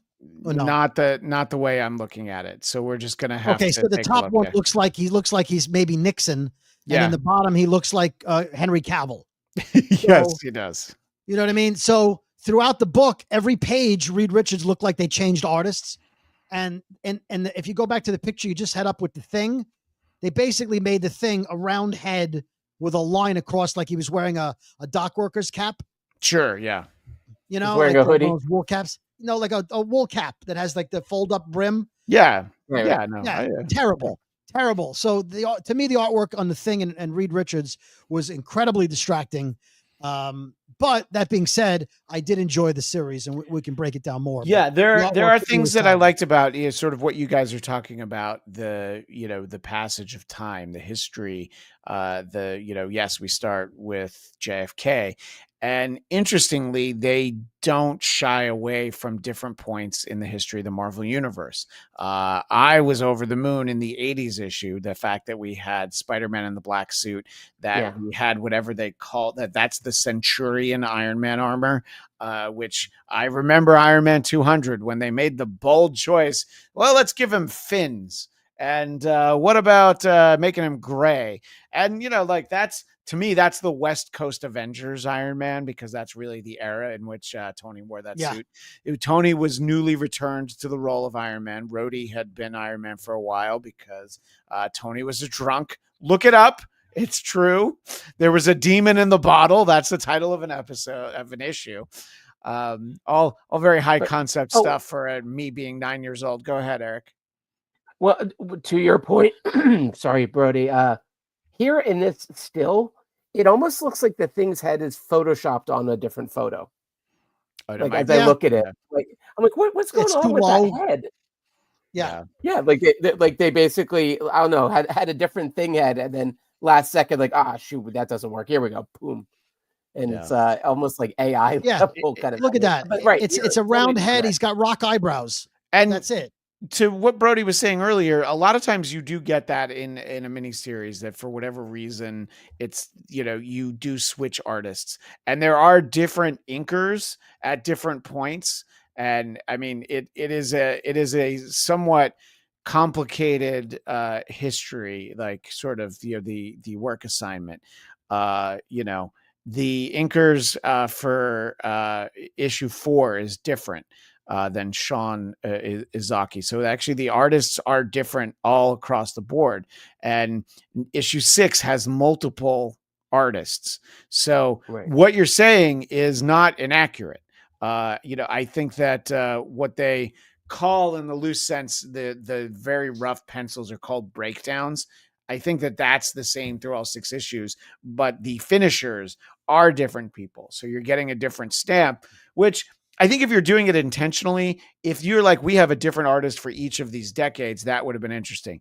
No, this was just falling behind on deadlines. And so it does turn into a bit of a mess. Now, Brody, you haven't read some of the books that we've read here in the Geekscape Book Club. There was a Doctor Strange story that I really liked the story, but the art detracted from it so much that it really made it a bit of a slog. So for the most part, I do feel like they look like the FF, but yes, I did notice some inconsistencies. And I did think this approach of each issue as a different decade was certainly, I don't know, it was a very unique way to do it. So it's a 6-issue series, and we see a lot of ins and outs of the Fantastic Four. And one of the things we talked about on Marvel Movie Talk, Eric, you were talking about Ben Grimm's Jewish heritage, and I guess I have to move the orientation there, because this is a very important moment from when Ben Grimm got married, I think only a few years ago. Right. When the previous, if you could bring up the previous image, Christian, on it seems almost like they baptized him in this version. So they changed artists left and right. No, the one where he basically said, "I ain't no priest," and he keeps alluding to Christian things, not Christian Blatt, unfortunately. No. Well, very unfortunately, yes. "I ain't doing this for you, and I ain't no priest." Yeah. It's like that is a sentence that I never have said in my life. But the follow-up makes sense, though. He's like, "I'm not here for your confession." I don't think he meant, like, you know what I mean? Like, it's the next line that made that line make sense. Like, you don't have to be a Christian to say, I'm not here to take your confession. No confession, right? You know what I mean? It just seemed, I was like, as I read that, I'm like, shoot, did they un-Jew him? Which I'm different inkers, according to Christian, different inkers. Is right. This is not from the. If you're looking at. Oh, go ahead. Go ahead, Brody. I was just going to say, in one page he has foreskin and one he doesn't. So you never. That was the European version that Brody bought. I can't even imagine. On the dark web. I have gone my whole life until right now. I'm almost 50 years old. I never once thought about Ben Grimm's foreskin. The thing's thing. The thing. That's skin. all I've ever thought about. Yeah. Well, yes. The fantastic foreskin. Is that a song by any chance, Brody? No, it's a comedy bit that you're welcome to play on the podcast if you want, or I'll play it. I sent him a comedy bit that I did 20 years ago called The Fantastic Four, featuring Mr. Fantastic Bargain, the Invisible Jewish Girl, the Human Torah, and the Thing with the Thing. Well, that's is it something that is available online? Because I want to focus on the comic and the limited time we have. Yeah, It's not A online, but you crazy guys can play it in your Brodies. privacy of your own home. We'll play it in the privacy of our own home. Yes, so thank you, and let us know, Daniel, if you want to hear it. I'll play it for you. Well, now see, this is why we need a Patreon so that we can have content Yes. like that. Yes. But this does indeed focus on the changes in the world, especially when you're covering the 60s and 70s. I mean, we see Sue Storm, out there fighting for the Equal Rights Amendment. We see her, marching as various protests. And again, we have some very sad passage of time with the death of JFK. And I think that it is sort of a very adult, and I don't mean in like an R-rated way. It is a very adult telling of these stories of the Fantastic Four. You're dealing with the issues that they might have. It would stand a reason that Sue needed to get away from Reed, and we have in canon this idea of Namor, the Submariner. My feeling is that they did nothing with it in the story. It's just like, oh, that's just who she runs to. He doesn't do anything. He's a prop, basically, the Submariner, who I think is a very interesting character. So I was like, okay, I see why they're doing it. Similarly, Wakanda isn't really used in a way. I mean, look, I know each of these is 22 pages, so there's only so much they can do. But I did feel like, why are you bringing in elements and not doing anything with them? I'm not talking about the cameo of Iron Man and Spider-Man. I liked that. This is really, I was like, oh, this is such a major plot point, and I don't know. I felt like, okay, logically, yes, it's like, okay, she would go off with Namor, but he doesn't do any superheroing. All he really does is say, like, well, the earth is going to be destroyed. You want to come live in the ocean? That's really all he does, Yeah, it was almost like he was there just to drive her back to Reed. Yeah, right, exactly. And worst stepdad of all time, I would argue. The idea is like, well, Franklin's had a good run. Don't worry about him. And it's also a little weird that, like, I don't know, that side of him never came up at all. The fact that he's like, we'll make more guppies. Don't worry about it. Yeah, right, exactly. So, and it's not a major complaint, but it's such an important thing that, look, I don't know everything in continuity that, in the early 2000s, they definitely could have had Reed and Sue get separated. I do know that in current continuity, they have multiple kids, not just Franklin. So I know they've been around for a while. I don't know if this had ever been told before. I think it is an interesting choice. You could see, especially if you have a strong, independent Sue Storm, like we saw in the film Fantastic Four First Steps, you can understand perhaps taking some of those first steps away from Reed, and as soon as she gets introduced to Namor, I'm like, okay, I think that they've telegraphed that really well. I think we all see what's coming. But it didn't take away from my enjoyment of these stories. And I do think it makes it more powerful when the four of them do get back together. I do like that this Galactus threat basically lasts for like 30 years, I think. Yeah. Am I remembering that correctly? Over 40. Yeah, it's over 40. Yeah. And the interaction that Victor Von Doom has with the Silver Surfer is one of my favorites. Well, my favorite thing in this series, but one of my favorite things I've read in a while, is he's like, yeah, so don't eat our planet. I'm going to open these breeding farms and we're just going to have all these people and you can keep eating the people. And the Silver Surfer's even like, I really appreciate that this is the most unique thing that anybody's ever said. And even he's like, I like your moxie, kid. Yeah, you got moxie, kid. You're going to go places, Doom. The importance of the Mad Thinker was certainly a choice, though, huh? Did anybody give a lot of real estate to him? To the Mad Thinker, yeah. His android was more of a prominent role than the real Mad Thinker. Yeah, who was only there to provide a MacGuffin at the end. Right. We got a code. And he did a spray that changed his face. Well, no, it melted his mask. Yeah. He was wearing a rubber mask. Yeah, I they like didn't. spray a face though. I'm trying to They, patent that right now. they didn't have Mission Impossible technology at that point where they could pull Right, the right. mask off, so he had to use the spray. And I found that usage to be a little surprising, but also I think that they build up this Galactus threat, and you're right, it's for 40 years. And it's over in like 2 pages, maybe? Yeah, they Like, punched him. yeah. And I love the idea of I was talking about this when we talked about the movie. The idea of exploring the power of Franklin Richards is very interesting. You know, I mean, there's a lot that it's sort of like the power of the Dark Phoenix. It's really that era of comics where it's just these sort of all powerful beings, and how do you rein them in and get them to do the right thing.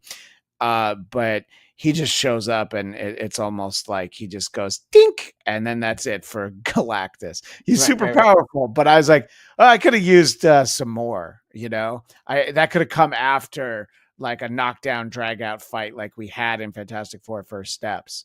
You know, instead of like Reed's like, all right, I'm gonna do it. I just need a day with my family. Okay, that sounds all right. And then Galactus is like, yes, you're finally here. What the? Who's this?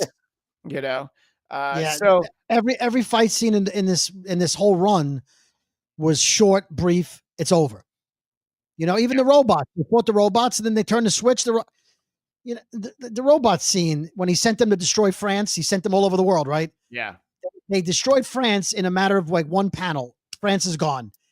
Then they go to Florida, wherever Reed Richards is in a coma, and they take hours and hours and hours to try to get him to like pay attention.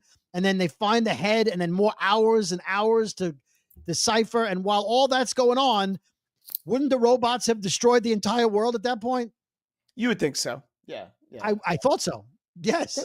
Or they take their listen. Some robots like to enjoy the meal, right? I like All to right. play with things a while before annihilation. But France was destroyed immediately. And then Galactus Were you that is upset? 40. He's 40 years away. Yes, I was very upset. Galactus takes 40 years to get to Earth. But somehow, when Reed went into space at the beginning of this whole story, he went far enough into space to see Galactus. Yeah. But then it took 40 years from that point for Galactus to get to Earth. Come on. Yeah, well, you know, it's like if you think about it, like you know, appliances are more durable, like from the 60s and 70s. Like you know, my mom had a waffle iron that lasts for 50 years. Now you can't even get one to last 5. Yeah. So, Well, how about the fact that they had a countdown clock? yeah, I know, I do like that. She says he'll be back in 10 years. They got it down to the day. They think Galactus is looking at his calendar going, yeah, July 3rd. I got to be there July 3rd. I got to, make some plans. You know, he's not coming back exactly 10 years to the day. He's got one of those old filofaxes, and the page just says "Eat Earth," Yeah. like really big. Right. Or maybe it's a mileage thing. Like, when you go fast, you waste more gas. So maybe he was very efficient, thinking, well, if I go 10 miles an hour, I'll get there. It'll take some time, but full tank of gas. Yeah, he was in a holding pattern over Newark for a while before he decided. That'll be enough for me to destroy the planet. I get it. Yeah, sure. So, I think that so some of these big moments just kind of fall flat for me, because I was like, man, they built up so cool, something that should be so cool.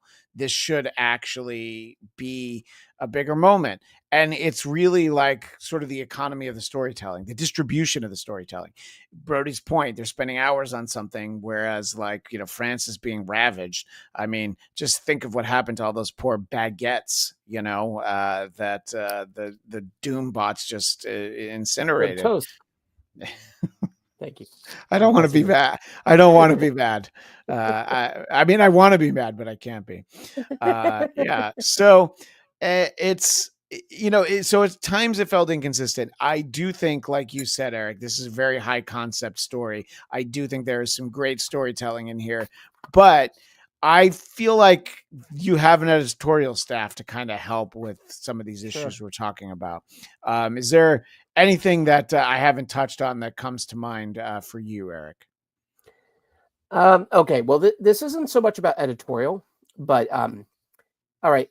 A runner in the Thing story is he always hooks up with a blind girl, right? Sure. Alicia, right, loves him. Yeah, of course. And then I was thinking, I mentioned in our chat earlier, Mask, where Rocky Dennis finds a blind Laura Dern, Eric Stoltz's Mask, not Jim Carrey, and Yes. she's blind, and she falls for him. And I started to think about, blind people have choices too. Like Yeah. I found now it's like for some reason I all of a sudden that trope really rubbed me the wrong way, even though I've been reading Thing for years, and he always gets blind girls. But I was like, blind girls, they have hands, they can touch, they can be choosy. Yeah, they're kissing a rock tongue.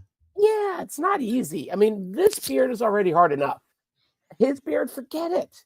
Like, what's that going to do to your teeth? Or thighs.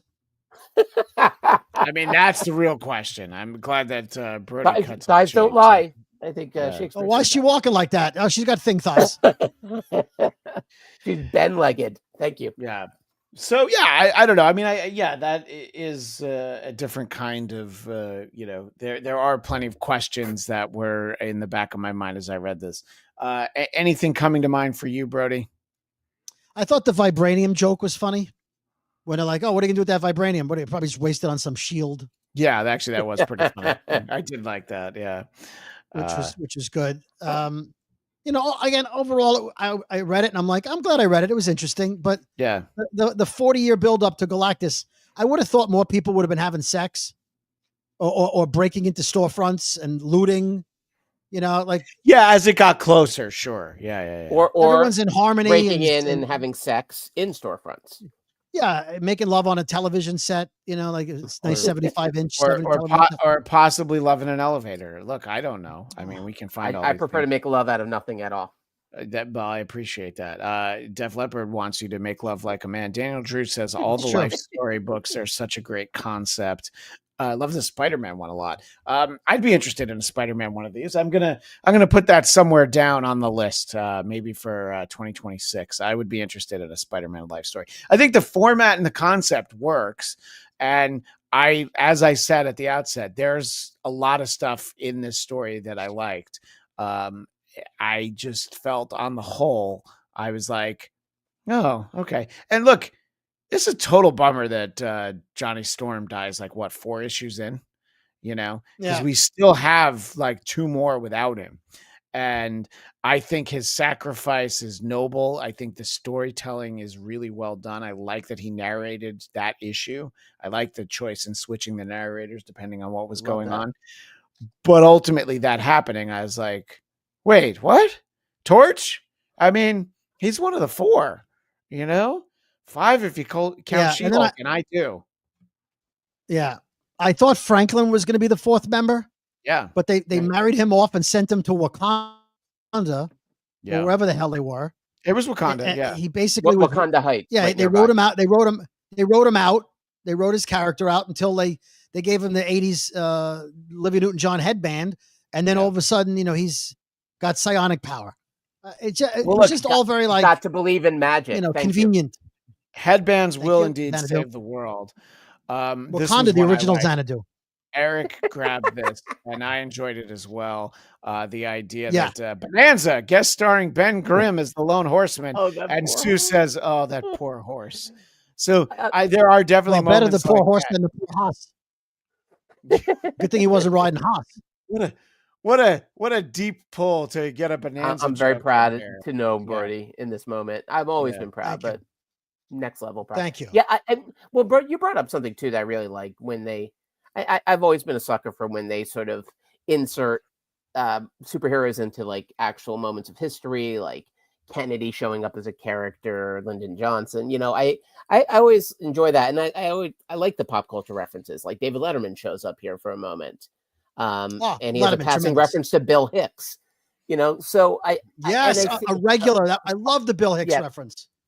That was awesome, and except they didn't give him the gap in his teeth. But I don't want to split hairs on that. You don't want to split teeth. Split teeth. Yeah. Sorry, I was just a little faster, Brody. I got the East Coast time zone. Yeah, that's fair. He's on tape delay. Well, look, and I loved that moment because it reminded me, of course, of Assistant Editors Month in 1983, when the Avengers did indeed appear on Late Night with David Letterman. And this is such a crazy issue, down to the fact that you see the backs of their heads in the corner box there on this issue of the Avengers, the Mighty Avengers, issue 239, which is actually right before I started collecting. But I've since come across this and since read this. It's such a random thing. And don't sleep on issues that were printed during Assistant Editors Month. There is some really wacky stuff that was happening there. And yes, Brody is holding up the Marvel Team Up issue 74, which I can't even read it on your screen. I just know it. Spider-Man and the Not Ready for Prime Time Players. I bought that because of you guys, actually. Was written by Chris Claremont, which I've asked him about, 12 years ago now. I talked to him about that. And the deal for that is that issue would never be reprinted. So any runs of Marvel Team Up that have been reprinted, and there have been some, don't include that issue. So you have to go and get a physical copy. I don't know if it's available digitally. I've never thought to look for it, but I will see if I can find it.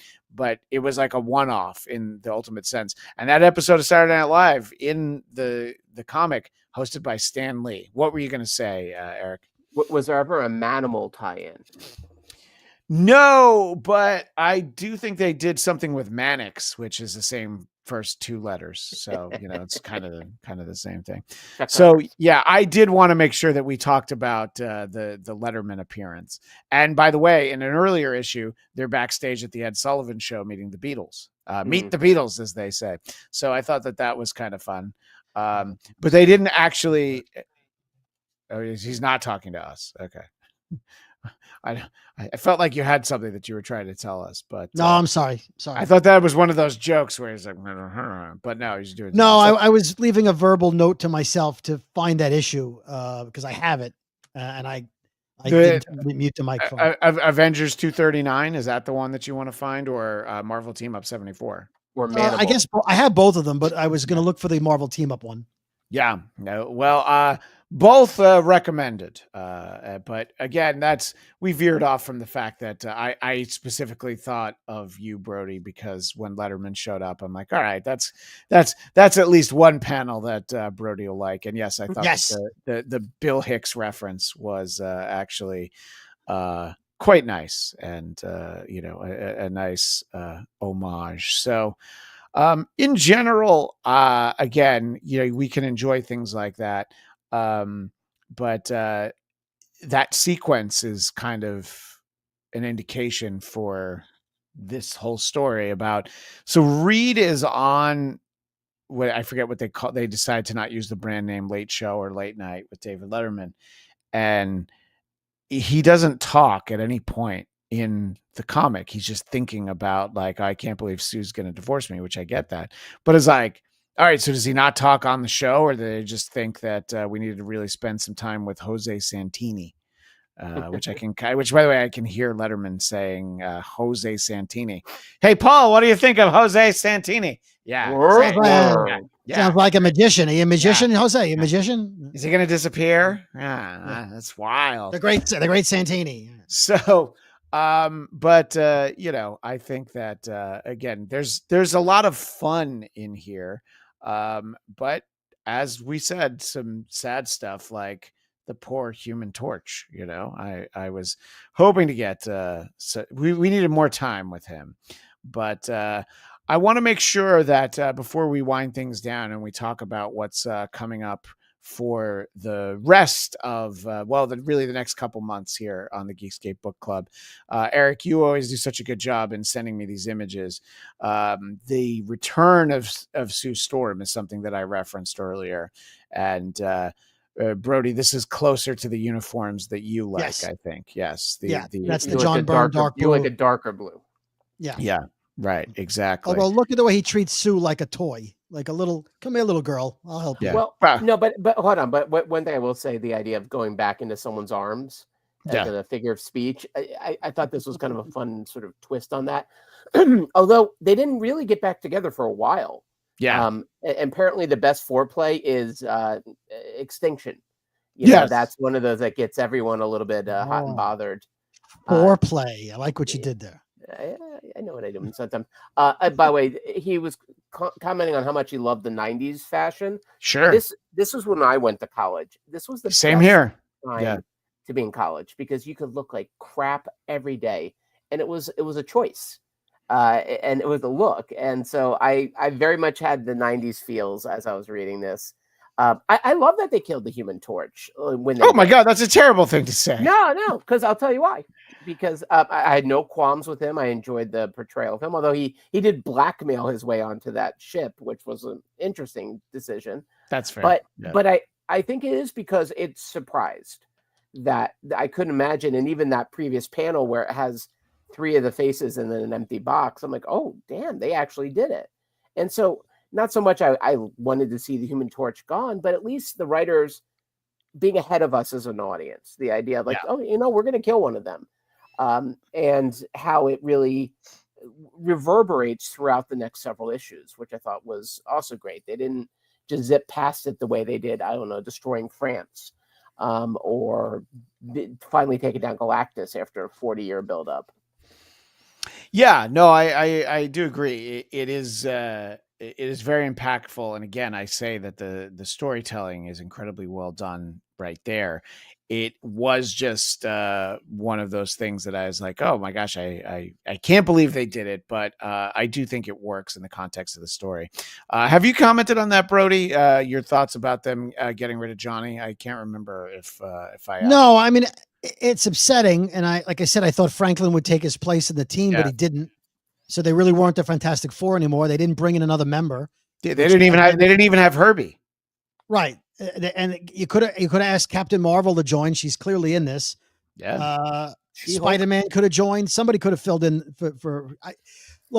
it's an alternate universe. So what's one of the things you have the freedom to do is kill off characters. Yeah. And since you needed Ben to punch Galactus once, and you needed the couple to be the main storyline in this, Johnny was the expendable one as far as this particular storyline. So I get it. It added to their, could they have written the breakup of Reed and Sue without him dying? I don't think the plot changed because he died. Yeah. They were sad for 5 minutes.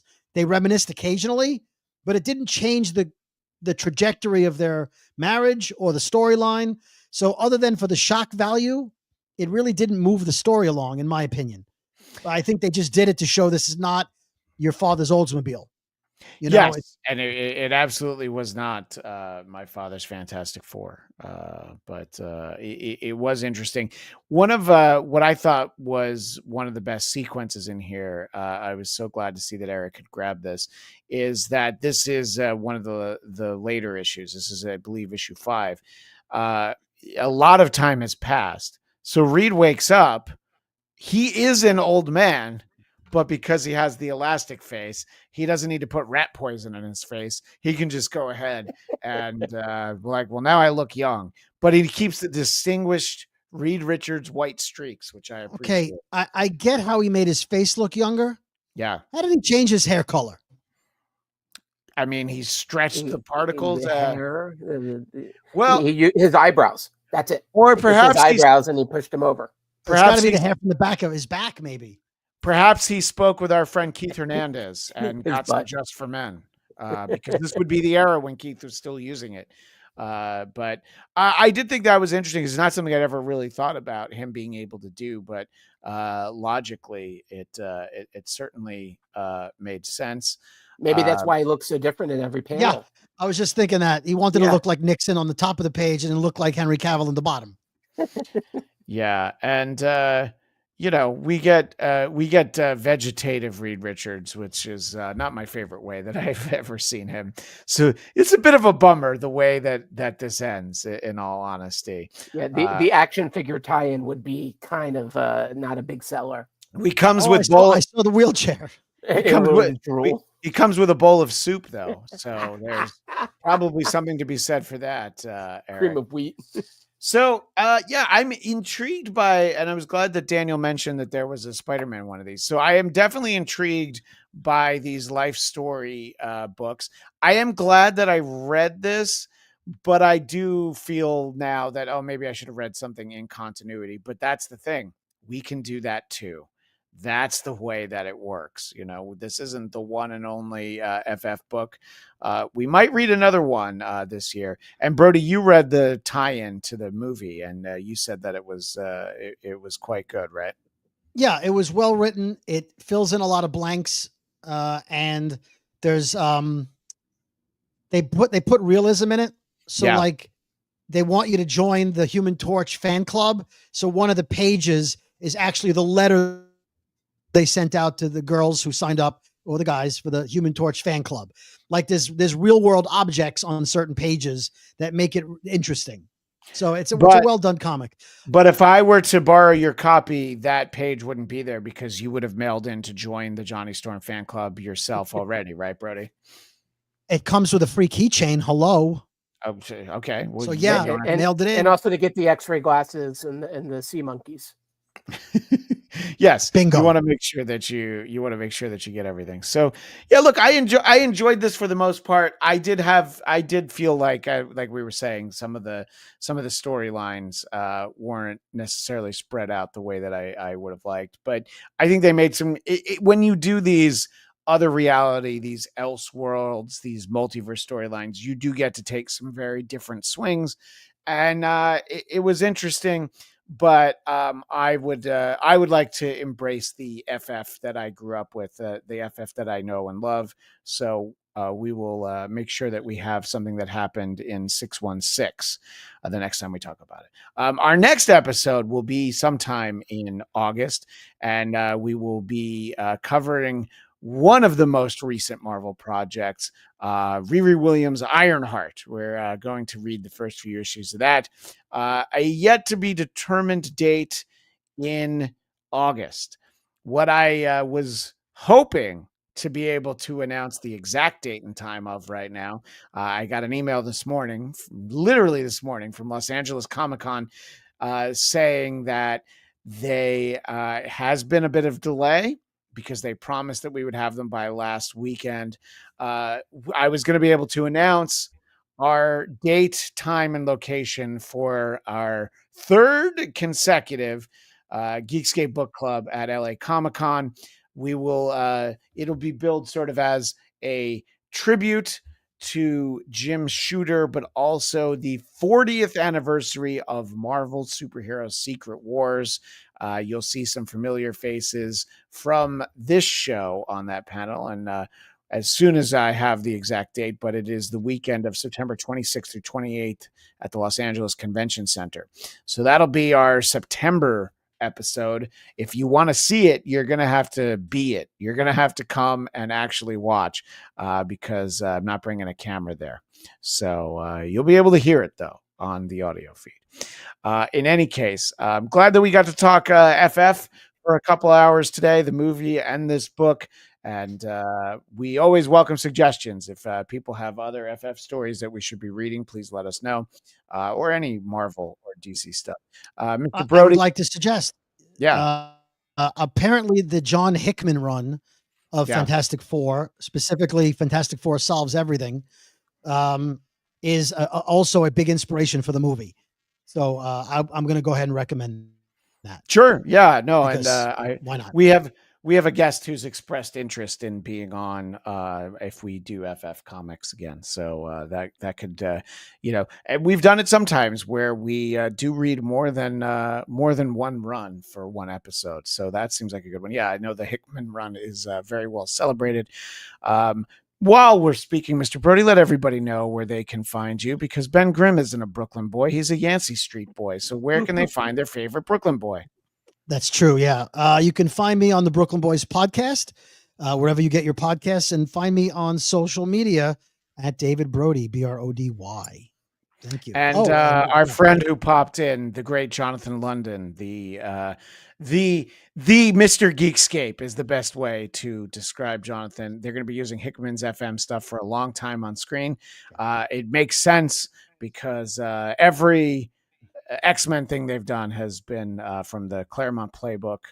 The animated series had some more recent stuff too, but they know where to get their source from. And Jonathan, I think, may have just finished watching Fantastic Four First Steps. So tune into the main feed over on Geekscape to get his thoughts. I believe he and Ian, I don't know if Ian's schedule is going to mesh with mine, but I'll be happy to be there if I can. Eric Connor, where can you be found? Well, this son of a Brooklyn boy can be found in real life in Burbank. We have a job expo and fair coming up over at Woodbury. I'm doing a kind of a fun workshop with a couple of animators and editor, writer, director, prop master, puppet maker. It sounds like a dirty joke, and it might become one. Well, but the only way to find out is come by Friday, Saturday. I'll be at the library here in Burbank with some of Burbank's most famous photographers. And you can find out about all this and more over at Count Eric Connor, ERICCONNER, on some of the socials. Just some of the socials. Yeah. Some. Well, we appreciate that. And yeah, obviously you need to live in Burbank if you really want to. 818, baby. That's right. The great 1-8, as it's been said. So we appreciate that. In any case, that is all the time we have, but make sure that you check out future episodes of Marvel Movie Talk right here on Geekscape. We'll be revisiting Fantastic Four First Steps with some of our other friends who are going to want to weigh in on the film. So look for that. And Eyes of Wakanda will be all 4 episodes are going to drop in the beginning of August. So there's going to be a dry spell, but we're not in it yet. This is a great time to be alive, great time to be a fan, great time to be a geek. It's been a great month for all of these things. So that is all the time we have. Make sure you check out my personal podcast, The Blackcast, and of course, Who Are These Broadcasters? Tuesdays, 2 p.m. Eastern, 11 a.m. Pacific. We will see everybody next month for some Riri Williams. But until then, as long as they keep writing them, we'll keep reading them. And there is doom.